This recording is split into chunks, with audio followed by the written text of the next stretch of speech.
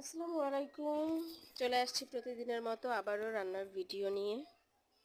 তো আজকে রান্না করব পুঁই শাক আর চিংড়ি মাছ, আলু। আজকে বাজারে গিয়েছি, তো অনেক দিন পরে বাজারে গেলাম বাজার করতে। মাছ টাছ ছিল না, আর মাছ বলতে মাছ তো বড় মাছ তেমন খায় না, এই জন্য ছোটো ছোটো মাছ যেগুলা ওগুলো আনতে গেছিলাম। তো ওগুলা নিয়ে আসছি আজকে। তো ওগুলা কুটতে আসলে অনেক সময় লাগতেছে, আর এখন প্রায় 1টা বেজে গেছে, আজান দিয়েছে একটু আগে। তো কি করব, আগে রান্নাটা শেষ করি, তারপরে ওগুলা রেডি করব। অনেক মাছ নিয়ে আসছি, মুরগি নিয়ে আসছি, ওগুলা কুটে তারপরে ফ্রিজে রাখতে হবে, তাই ভাবলাম যে আগে রান্নার কাজটা সারি। তো এদিকে কাটি করে রান্নাটা বসাইলাম। আজকে অনেক টায়ার্ড, হাত পা অনেক ব্যথা করতেছে।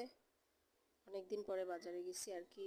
ঈদের আগে বাজার করেছি বলতে ঈদে তো বাজার করছি, আর ওই যে রমজানে বাজার করছিলাম, মাসিক বাজার যেটা মাছ টাছ কেনা হয়। আর মাছ তো প্রায়ই আমরা কিনি, মাছ ওইভাবে কেউ খায় না, মানে এক মাছ তো প্রতিদিন ভাল লাগে না। এই জন্য বাজারে গেলে একটু ছোট মাছ টাছ এগুলা আনি, ওগুলা এনে রান্না করলে মজাই লাগে।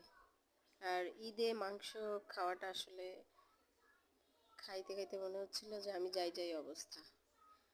তো এই যে ছোট ছোট মাছ এগুলো নিয়ে আসছি, এগুলো চচ্চড়ি করব, আর পুঁই শাক দিয়ে চিংড়ি মাছ দিয়ে এটা আর কি আলাদা রান্না করলাম। তো আজকে বাজারে মাছ আনতে গেছি, এত পরিমাণ দাম, বাপরে, মনে হচ্ছে এখনো রোজা আছে।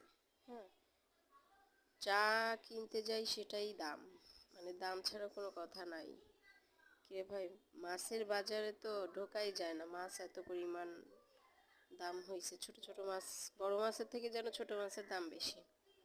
আমার পুঁই শাক রান্না হয়ে গেছে, দেখেন কেমন লাগে।